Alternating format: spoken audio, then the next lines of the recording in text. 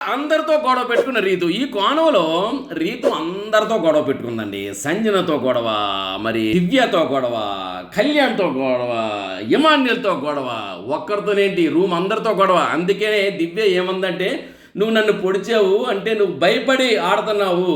నేనెప్పుడు భయపడ్డానంటే ఒకటంది, గత వారం అందరూ ఇంట్లో సగం మంది నిన్ను నామినేట్ చేస్తే ఒక కెప్టెన్ సహకారం వల్ల నువ్వు ఇమ్యూనిటీ పొందావు. పైగా తర్వాత కెప్టెన్ ఇమ్యూనిటీ వచ్చింది.